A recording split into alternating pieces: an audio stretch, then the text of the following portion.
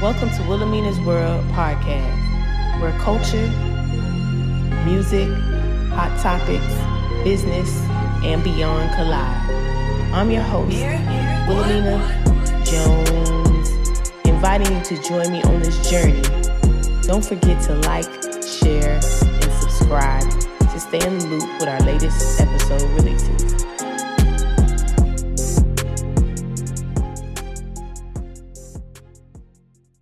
Hey, what's good? It's your girl, Wilameana Jones, checking in for another exclusive interview right here on Wilameana's World. And I'm so excited because I have a very special guest with me. Can you please introduce yourself to the people that don't know you? Good evening, everyone. My name is Rene George Davis, also known as Trini, the celebrity hairstylist, and one of her best friends. Yes, best friend. Thank you. I'm so glad I finally got a chance to get up with you because let's be honest, you're really booked and busy. Very blessed. Yes. So thank you for taking a moment of your time today outside of the salon to just really catch up with me because, we talk all the time. We have great, candid conversations, and you're one of the most important people to me in my life. So I just really want you to come on here and pretty much just share your story and your experience as far as being one of the top celebrity stylists in South Florida. Definitely beyond there, but we gonna start there. So just tell me a little bit about how you got started in this industry. Well, it actually started from cosmetology school. I went to the Aveda Institute of South Florida. I definitely wanted people to take my career seriously, which is why I went to Aveda, one of the most prestigious cosmetology schools out there. I worked at a few salons right out of cosmetology school, and I started building my resume in school. So I did Miami Fashion Week, I did Catwalk for Water, I did a lot of editorial stuff, and I even did the Miami Dolphin cheerleaders, excuse me. And that's how I started building my portfolio before getting out of school. After that, I worked at a natural hair salon and a Parisian salon for about 2 to 3 months, and then I started my own business. It was the scariest thing I've ever done in my entire life because I only had $500 in my pocket, but God. I've done everything from fashion shows to photo shoots, music videos. I've worked on television with Univision, HBO, BET, to say the least. Those are some of the things that I've done. Worked in the strip clubs, name it, I've done it. The only thing I have not tackled yet is the film industry, soon to come. Okay. So as far I think most people might know you from doing locks, but you do all types of hair. So how did you get into the locks part, especially? Well, the easiest way to get into locks was because I have locks. So I was a walking billboard for myself, and all of my siblings, they all have locks.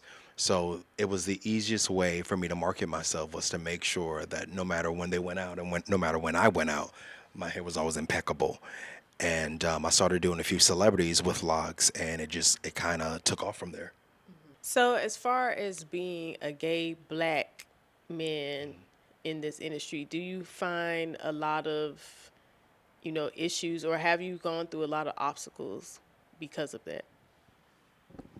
In the industry, I would personally say yes, only because I'm not as feminine presenting as some others.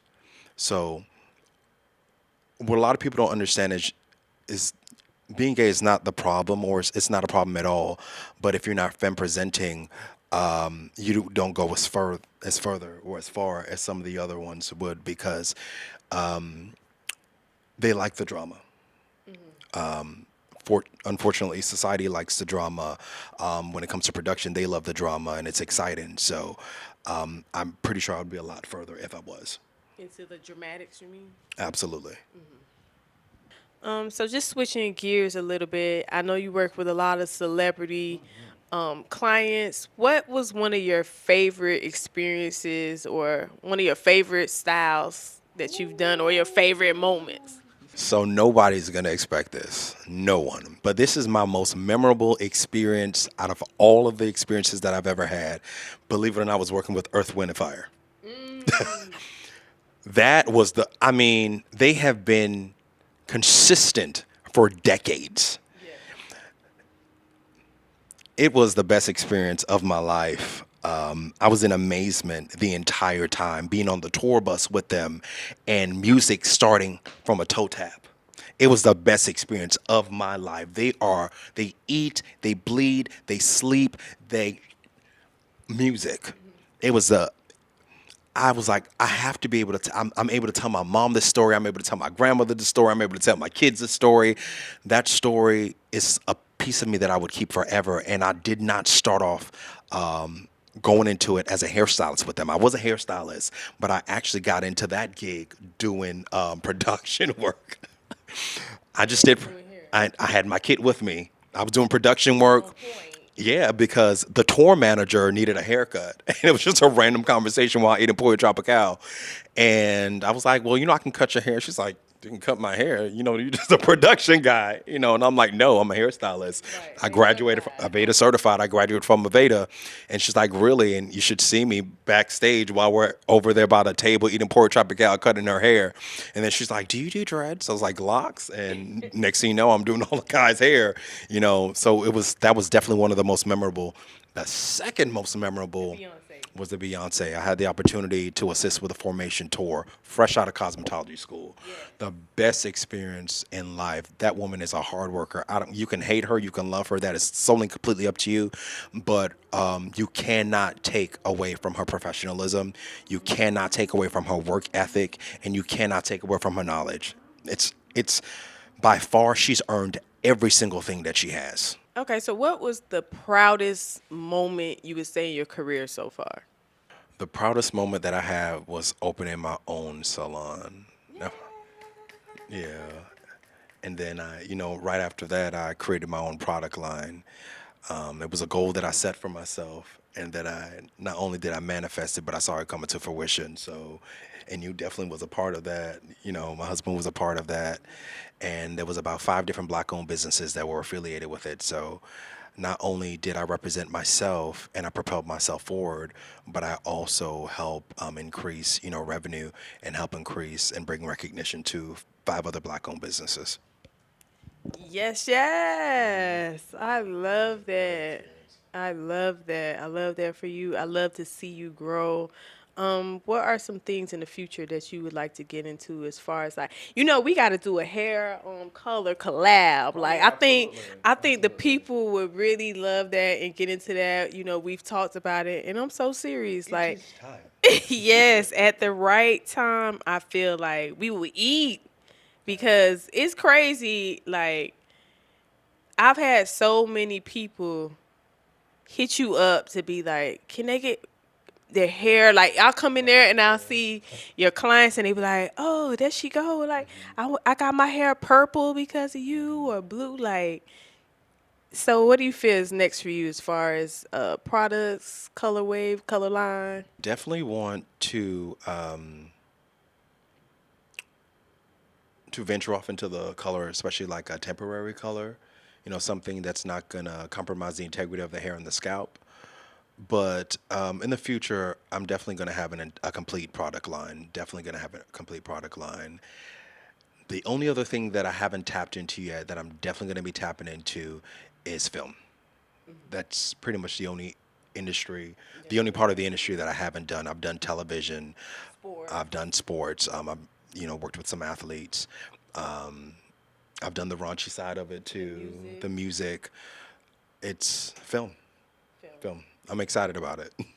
Yeah, so just getting into a little bit of when you became my stylist. A lot of times, people have asked me how long have I been growing my dreads for, and it's actually been 11 years. 11 years this time, and it's just like we went through pretty much the rainbow of colors.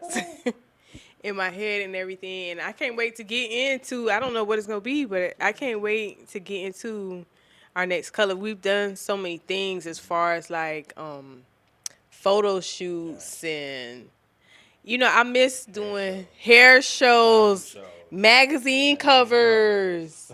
Yes, so I really love those moments, and I'm just like, I can't wait for us to get on billboards.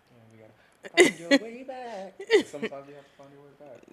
I don't know, but I really, a lot of people know me because of you, and a lot of people know you because of me. So Absolutely. I appreciate, our journey, and just really, I started from the baby. Now we're here. Yeah, I was bald head dread, What's your and bald headed scallywag? and I was, but now what? You know what I'm saying? I can't even see all my hair on the camera because Right. it's outside. I'm outside, yes. But yeah, I came up. I started from the bottom, but I just want to say, if you want to start locks, you got to be patient. But for me, I was wearing wigs on top of. I had a helmet head. I was wearing wigs on top of my on top of my locks because I was ashamed at first. It was not. It was not. I remember somebody on Twitter told me it looked like my hair looked like a spider web. But yeah, now what? Now what? But you know what's so crazy? What? In 11 years, I think I've washed my own hair 3 times. Wow. I never do my hair. Like, this is, I always say this is my hair, but it's like, it's really your hair. In Because real life. I don't do my hair at all. In real life. In real life, it's crazy. Okay, so we did a lot of photo shoots together.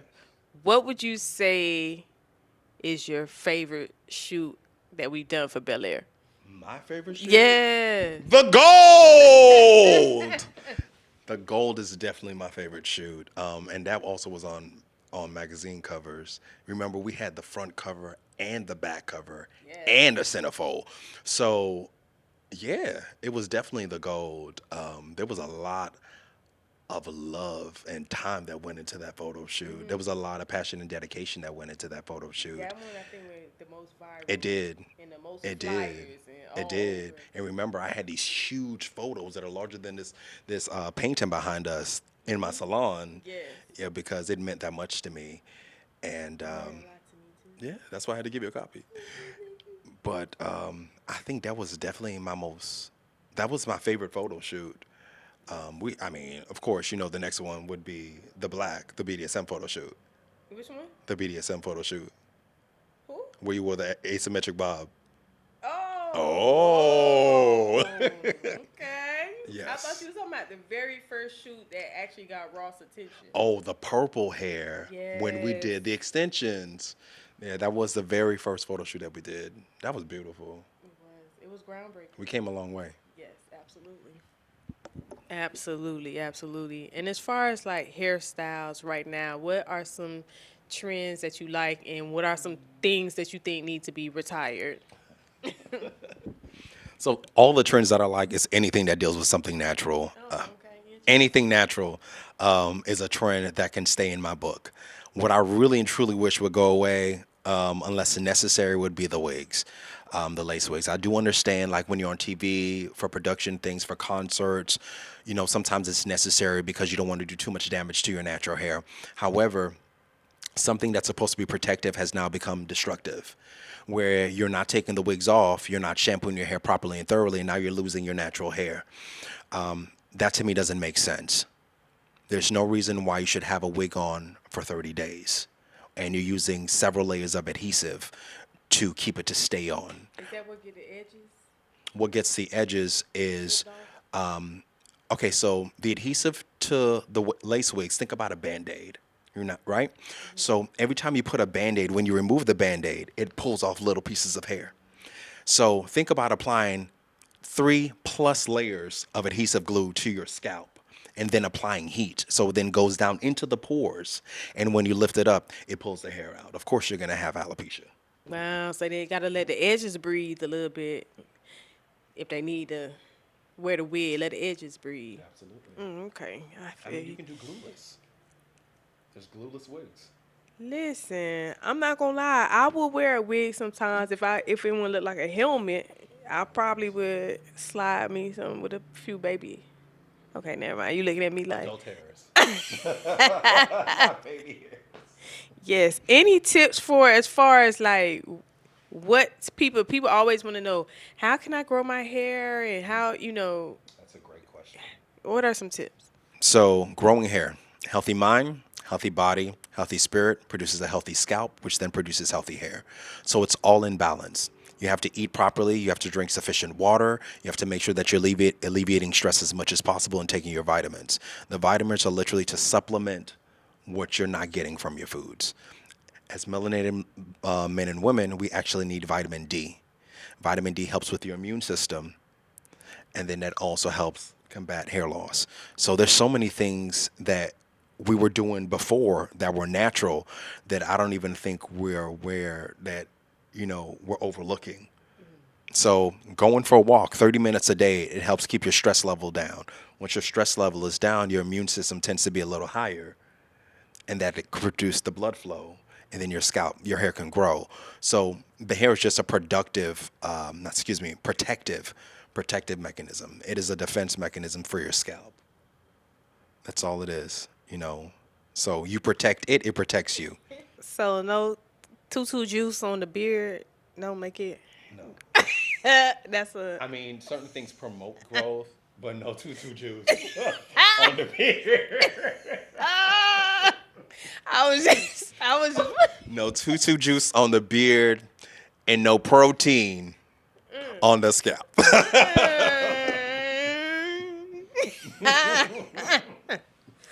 So let me ask you this: you ever had a little tutu like, back in the tutu, day? baby. Oh, okay. I was just wondering. Okay. That was a funny question.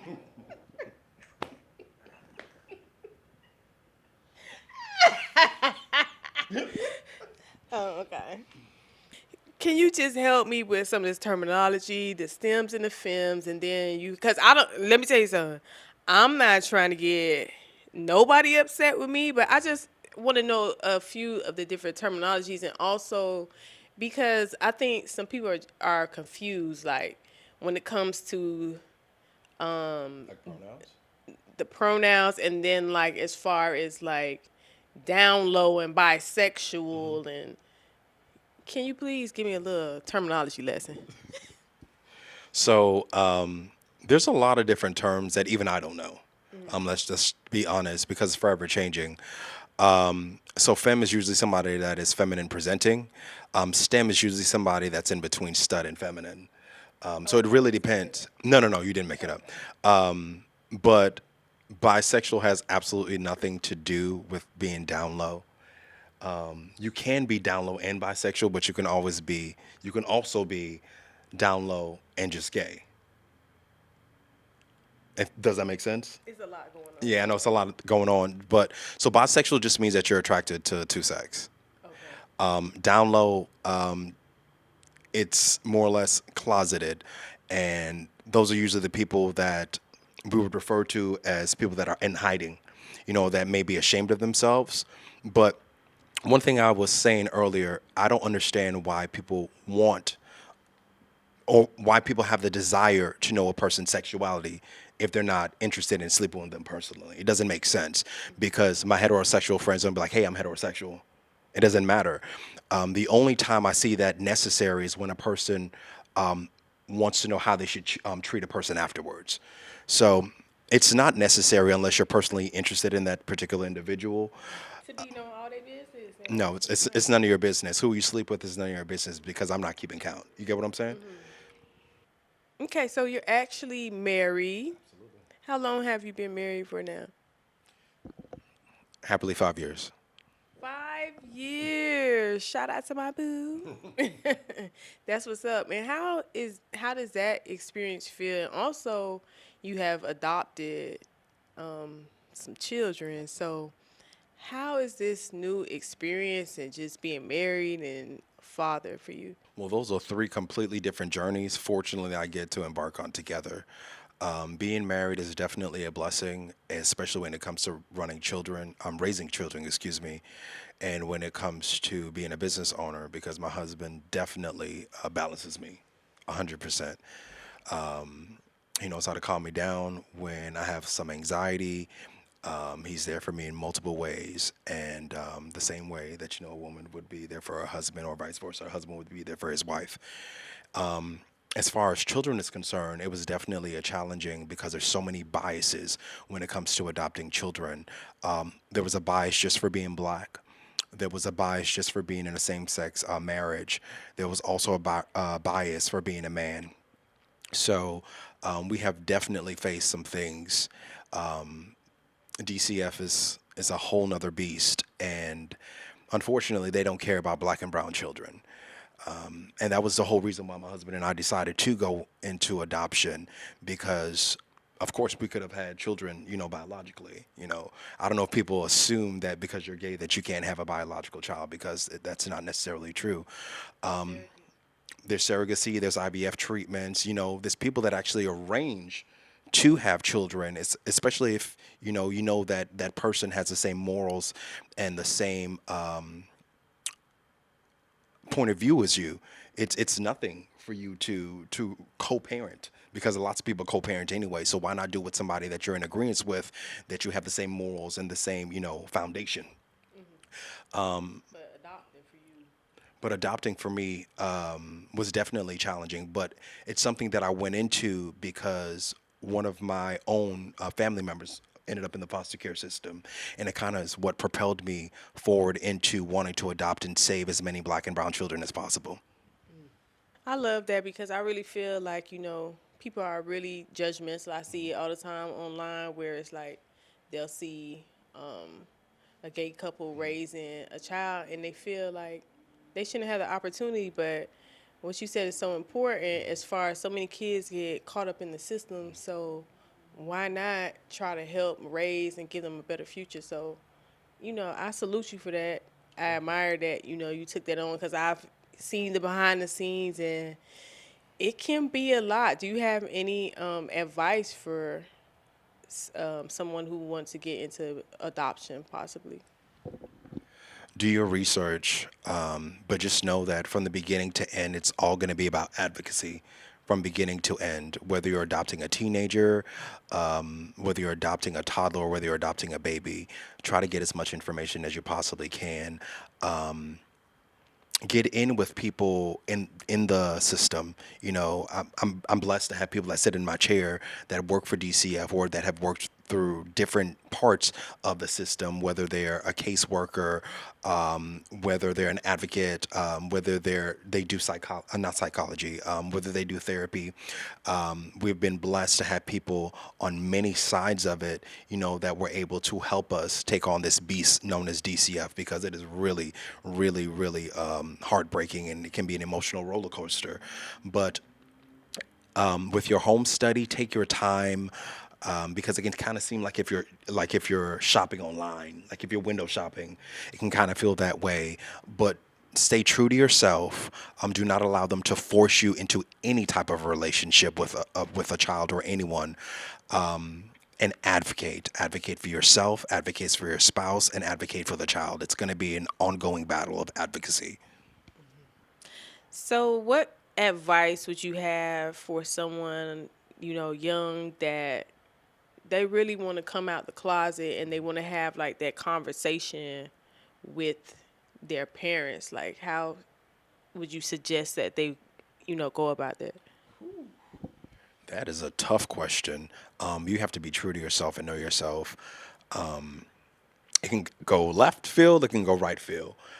To this day, my biological father does not speak to me at all, and I'm okay with that. I made peace with that. I call him my stepfather, and a lot of people don't like the word stepfather, but for me and him, it's completely different. The reason why I call him my stepfather is because he's a step above my biological father. So the relationship is completely different. I'm truly blessed to have him in my life because he's always accepted me from day one. He's never treated me like less than, and he actually vouched for me when I didn't even know that there was a battle about my sexuality in the church. He did. He stood up against the pastor, and he stood up against many men. and he dared them to say differently. So my relationship is different. My mother took it actually the hardest.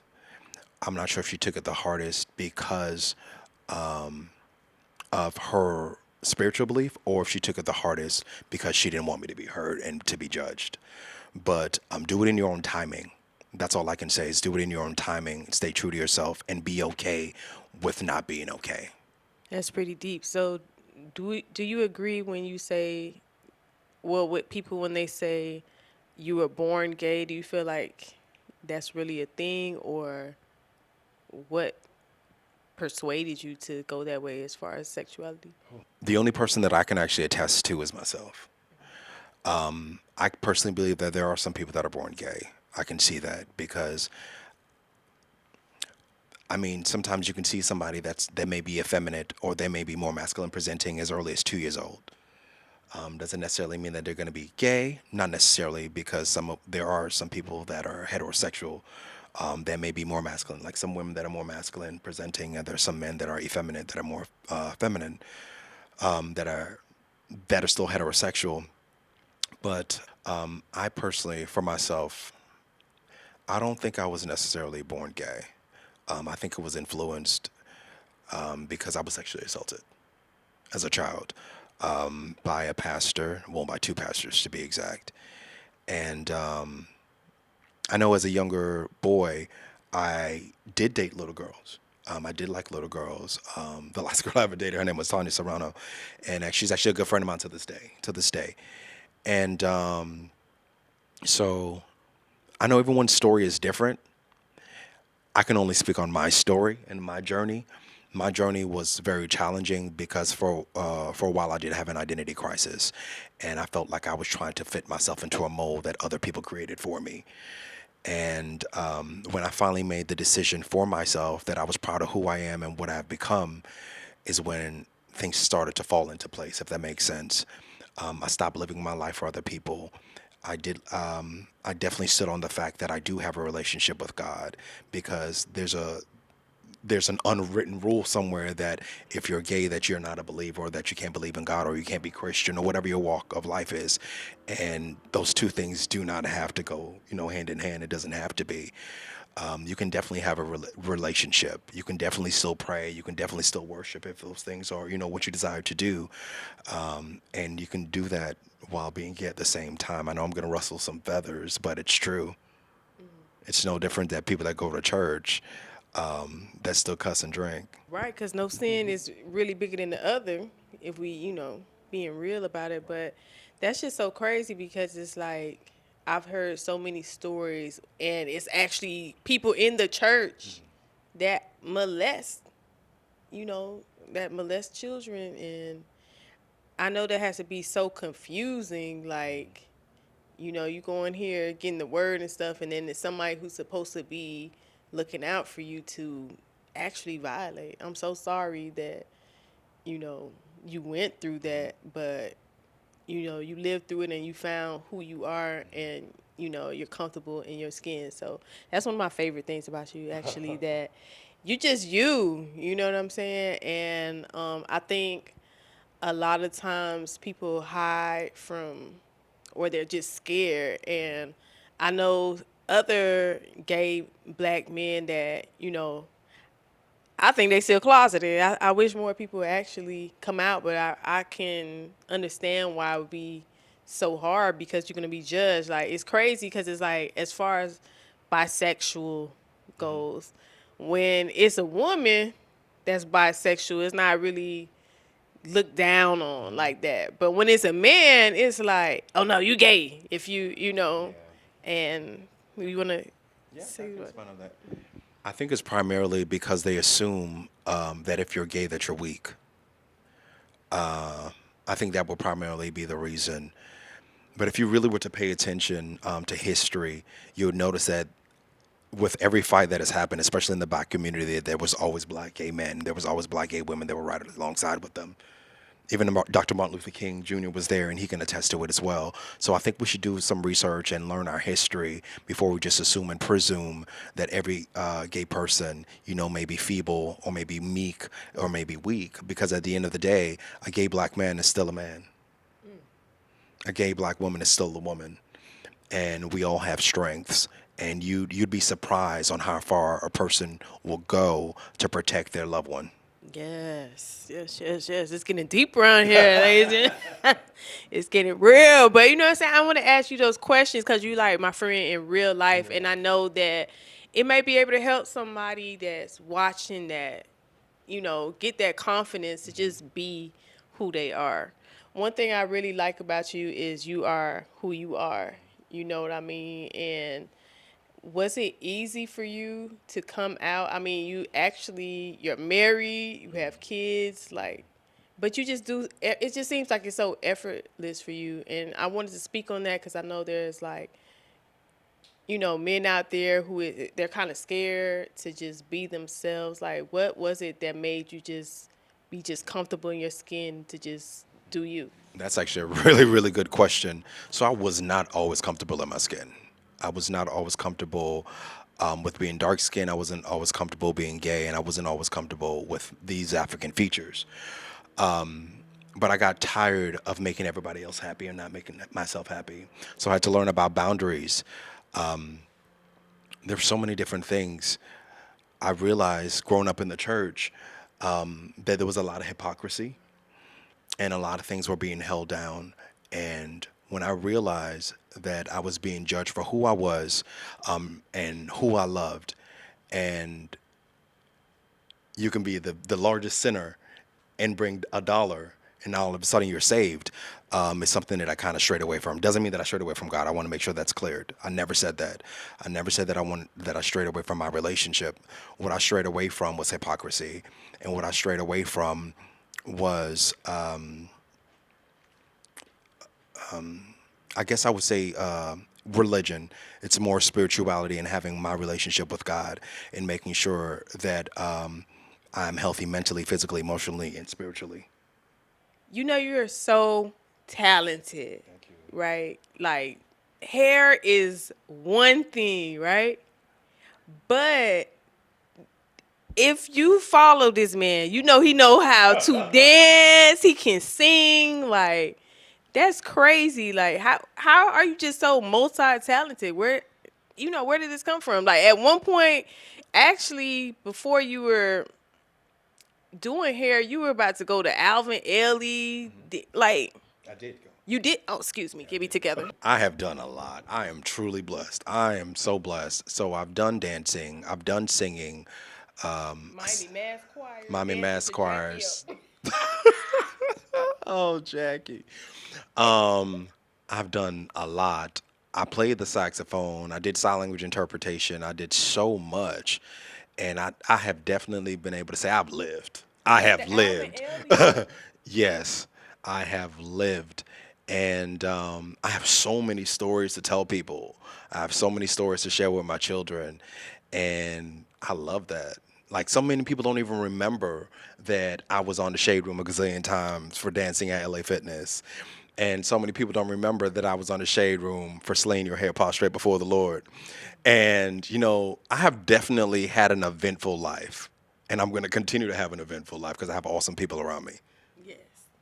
Okay, so what legacy do you plan to leave behind? That's a really serious question because I did not think that I would live past 30. And I know a lot of people may think it's a little morbid, but growing up a young gay black boy, a lot of black men don't even think they're going to live past the age of 18. And so my goal was just to make it to 30.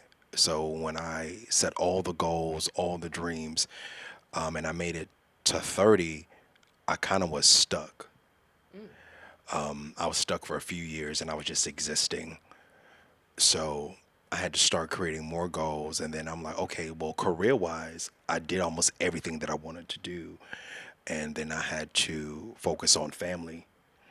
And so what I would like to leave behind is I want my kids to be proud of being African, of African descent. I want them to continue to pass down the stories. I want them to know where they come from. I want them to be able to change other people's lives just by a hug or a smile. I'm definitely working on creating generational wealth because a lot of black and brown people don't have life insurance, and I hope to pass down love and kindness. I want that to be a part of my legacy. When you think of me, you know that I left a print on their lives, whether I was singing a song or doing a dance, and you remember how I made you feel. You know, that's what I would like to have passed down. Yes, yes. But we about to wrap it up. I thank you so much for coming through.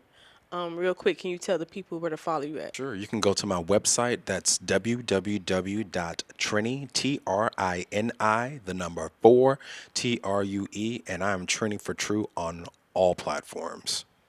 Yes, yes. And before you get out of here, any advice to any upcoming stylists or anybody, anything you'd like to say to close out? Yes. Passion breeds dedication. It's something that I live my life by, being consistent. So consistency definitely fuels that passion. And keep the right people around you. Stay around like-minded individuals. And sometimes you got to keep your mouth shut. I say keep your mouth shut because everybody is not praying for you, everybody is not rooting for you, and everybody's not hoping for you. So sometimes you have to keep what you're doing silent until it comes into existence, and then they'll catch on on the tail end. All right, well, we're looking so forward to seeing what you have coming up in the future. I know 2025 is going to be more abundantly for us, and I'm so excited to see what you're going to do next. So. Yes, I appreciate you for coming through. And thank you, everybody, for checking me out right here on Wilameana's World. Make sure you follow me at Empress R.A.W. Shout out to H2 Creative Concepts. Shout out to All Like Minds Media and Sheba Billionaire. Appreciate y'all. Make sure y'all comment, like, subscribe. Much love.